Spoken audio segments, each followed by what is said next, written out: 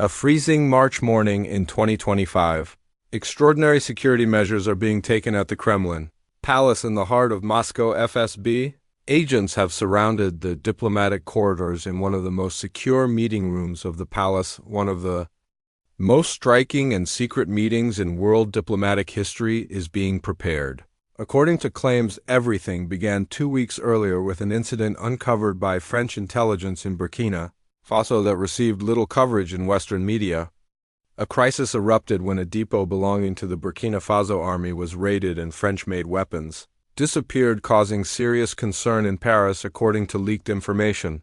Troops immediately described the incident as a conspiracy by Western agents and gave French military advisors 72 hours to leave the country. Interestingly, around the same time, Sonko supporters in Senegal began protesting businesses owned by French companies when the French foreign minister harshly criticized Burkina Faso. An unexpected statement came from the Russian foreign ministry. African peoples have the right to determine their own destiny. The neo-colonial attitudes of Western powers are unacceptable. Some diplomatic sources claim that at this moment of tension, Putin's special representative Mikhail Bogdanov made a surprise visit to Ouagadougou. No official statement was made by either the Russian or Burkina Faso side after the visit, but allegedly just 3 days later information emerged that Traoré and Sonko had been secretly invited to Moscow. According to some Western journalists and diplomatic sources, information about the meeting in Moscow is based on audio recordings leaked by a high-ranking Russian diplomat to a journalist in Switzerland later. And while the Kremlin described these claims as completely baseless, it is claimed that many independent sources confirm this information. Allegedly, Putin began the meeting with a striking opening. The West has accelerated its plans to recolonize Africa. The French and Americans will try every way to control your rich resources, but you are no longer alone, Traoré is claimed to have responded. Mr. President, we are defending our independence. The forces we face are very large, but our people no longer believe in the false promises of the West. We appreciate Russia's support, but we do not want a new colonial relationship. Sonko reportedly took a more cautious stance at the meeting. Our democratic struggle continues in Senegal. My situation is different from Mr. Traoré. I am not yet in power, but our people want change, and this change must be Africa-centered. It is alleged that in the later hours of the meeting, an agreement was reached between the three leaders on 3 important issues: military cooperation, economic partnership, and intelligence sharing. According to rumors, the most striking part of the meeting was the offer Putin put on the table. According to leaked information, the Russian leader revealed a plan to establish 5 new military bases in West Africa. It is claimed that 2 of these bases would be in Burkina Faso, 1 in Mali, expanding the existing Wagner base, and 1 in Senegal if Sonko came to power. Where the 5th base would be established is unclear. Allegedly, while Traoré welcomed the offer, Sonko did not immediately accept it, instead emphasizing that Senegal's sovereignty must be respected. The details of the economic agreement are even more interesting. According to claims, Putin is said to have proposed that the 2 African countries trade using the Russian ruble and local currencies. This could be part of Russia's strategy to circumvent Western sanctions. It is also claimed that discussions included granting privileges to Russian companies for the exploitation of Burkina Faso's rich gold mines and Senegal's recently discovered oil and natural gas reserves. However, perhaps the most striking point of the claims is the high-technology intelligence equipment Russia offered to the 2 African leaders. Thus, equipments would allegedly provide the capacity to monitor communications of Western intelligence organizations and conduct counterintelligence operations. According to the claim, Russian experts would be stationed in Burkina Faso to use these equipments and would also provide support to Senegal when needed. According to some diplomatic observers, Western intelligence services went into extraordinary mobilization immediately after the meeting took place. However, it is claimed they could not obtain clear information about the content of the meeting. Allegedly, the French president went on a West African tour 2 weeks after the meeting, visiting Ivory Coast, Ghana, and Nigeria. During their visits, he made statements emphasizing France's determination for Africa's security and prosperity, and announced additional economic aid packages. The U.S. State Department is said to have expanded sanctions against Burkina Faso and issued a harsh statement claiming that Russia was creating instability in Africa. At the same time, it criticized the government in Senegal, stating that pressure on the opposition threatens democratic values, but according to claims, the West's biggest concern came about a month after the meeting. Burkina Faso and Mali announced the formation of a Sahel Defense Pact in a joint statement. It was stated that Guinea would also join the pact later. Although there was no mention of Russia in the statement, it is thought that the agreement could be the first concrete result of the alleged secret meeting in Moscow, according to information allegedly obtained from diplomatic sources and intelligence analysts. There are some details of this event that have not been heard anywhere. One of the most sensitive issues reportedly discussed at the meeting was Russian-made nuclear energy facilities. Putin is claimed to have proposed small modular nuclear reactors to be built in Burkina Faso and potentially Senegal. This was presented as a solution to the chronic energy problems of African countries. However, Western experts are concerned that such facilities could contain dual-use technology and theoretically lay the groundwork for a nuclear weapons program. The second critical claim is that Russia might implement a hybrid warfare strategy in West Africa. According to some sources, a comprehensive disinformation campaign may be being prepared with Kremlin-backed media organizations and social media operations to weaken Western influence. It is said that special centers are planned to be established in Dakar and Ouagadougou for the coordination of this campaign. The third and perhaps most surprising claim is that the China factor may have also been discussed at the meeting. Putin is alleged to have advised Traoré and Sonko to be careful against China as well, and emphasized that Russia can best represent the interests of Africans. This suggests that Russia could make a strategic move not only against the West but also against China, its biggest economic rival in Africa. According to some economists, one of the most important topics discussed at the Moscow meeting was financial cooperation. Putin is said to have offered African leaders an alternative payment mechanism to the Western banking system. At the center of the alleged plan is SPFS system for transfer of financial messages, which Russia developed as an alternative to the SWIFT system. This system allows international money transfers despite Western sanctions. It is thought that the integration of Senegal and Burkina Faso into this system would weaken the West's financial control. Moreover, it is claimed that methods bypassing the classical banking system, such as physically moving some of Russian gold reserves to Africa and in return exporting critical raw materials from African countries to Russia, were also on the table. Another striking claim is the Africa Development Fund project discussed at the meeting. Russia is alleged to be planning to establish a fund that will provide low-interest loans to African countries as an alternative to Western institutions like the IMF and World Bank. This fund is claimed to be initially $10 billion in size and will primarily focus on infrastructure projects. According to the claim, a large part of the meeting between the three leaders was devoted to military cooperation. The offers presented to Traoré and Sonko are said to be capable of completely changing the balance of power on the African continent. Russia is claimed to have proposed deploying lightened versions of the new generation air defense systems S-400 and S-500 to African countries.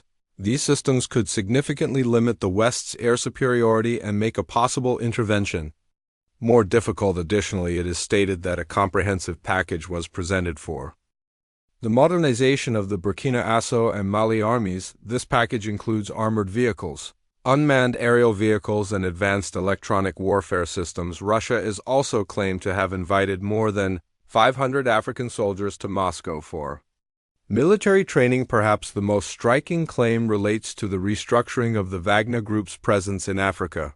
Putin is alleged to be planning to replace Wagner with more professional and better equipped private military companies. Thus, new mercenary groups are said to have not only security provision tasks, but also training local armies and intelligence gathering duties. Claims suggest that a series of secret meetings took place after the Moscow meeting. Traoré is alleged to have met with Russian and Chinese military officials in Ouagadougou 2 weeks after the meeting. Joint military exercises in northern Burkina Faso may have been discussed at this meeting.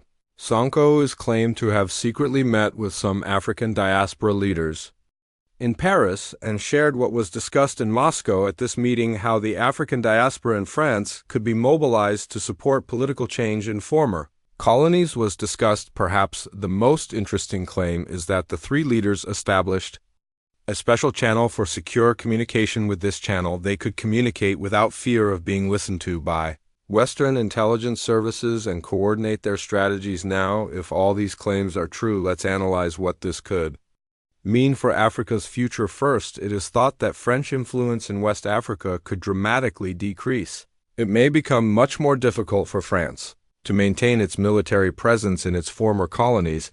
This could also affect counterterrorism operations in the region. Second, Russia's economic presence in Africa is expected to increase significantly. Russian companies are expected to be more active, especially in mining, energy, and defense sectors.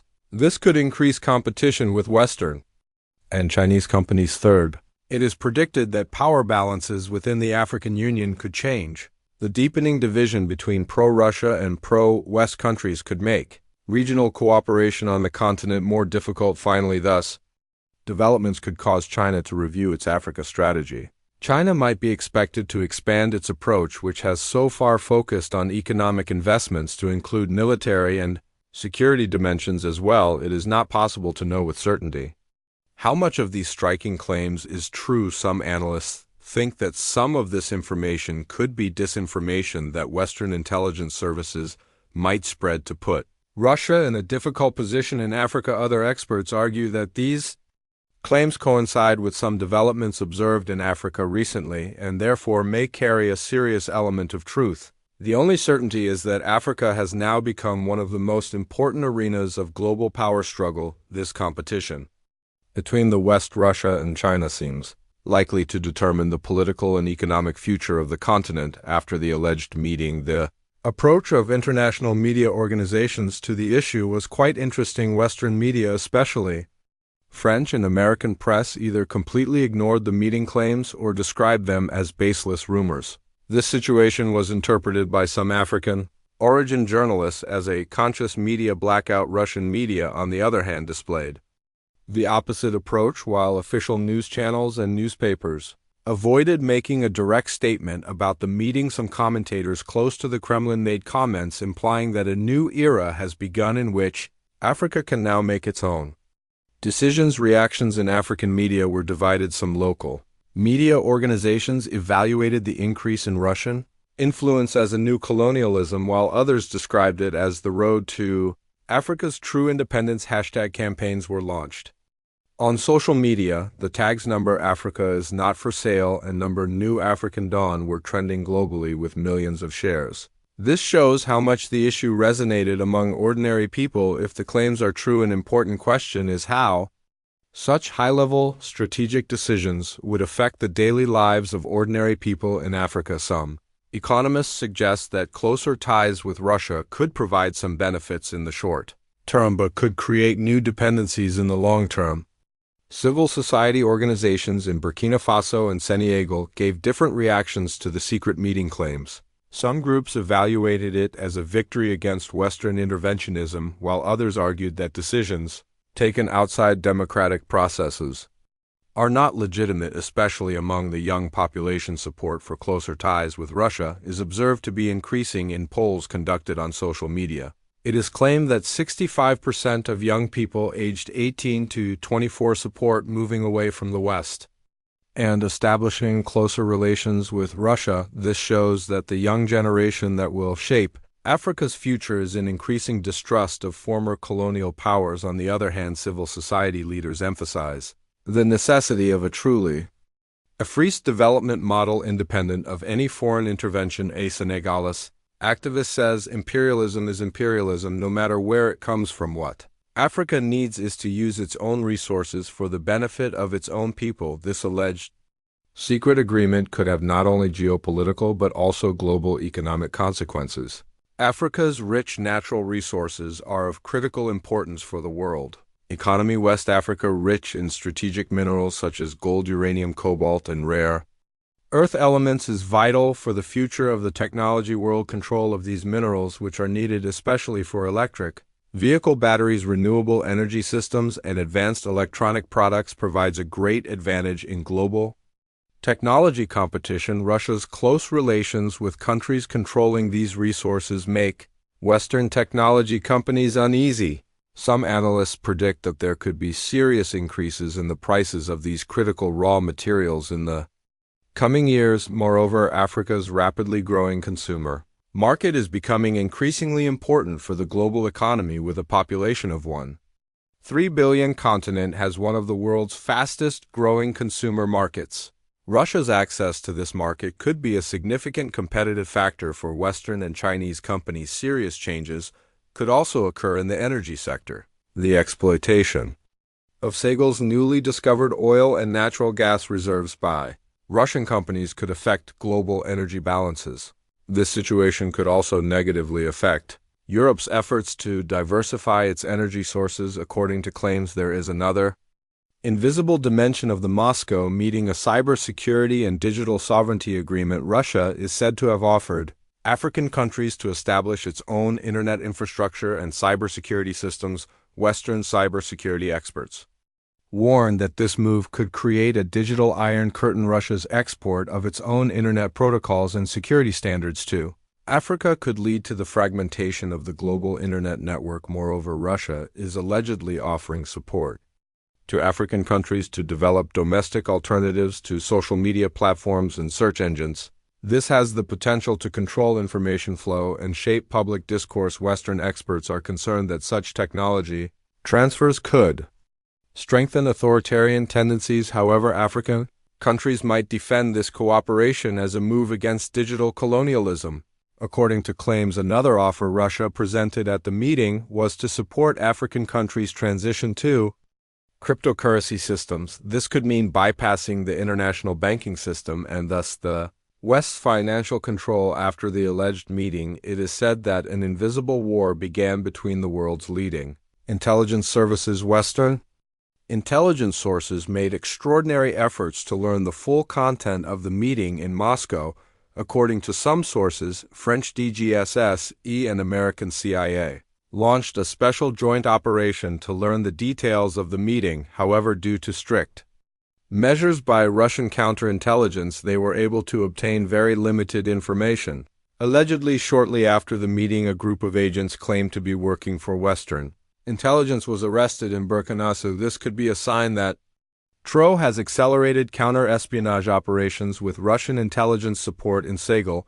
It is claimed that an internal purge was initiated among Sonko's party members on the grounds that there were pro-Western elements. This could be interpreted as an effort to prevent leaked information from the Moscow meeting. The intelligence war was not limited to human intelligence. Technical intelligence methods such as satellite surveillance, communication interception, and social media analysis were also used intensively. Western intelligence services are said to have used special satellite surveillance systems to track Russian military experts' entries and exits to Burkina. Could this secret meeting be the beginning of one of the biggest geopolitical changes of the 21st century? And which side's arguments do you find more convincing, the West's discourse of Russian interventionism or African leaders' search for true independence? Don't forget to state in the comments how you evaluate these striking claims we shared in our video. You can also write which topics about Africa's future you would like to be covered in our next video.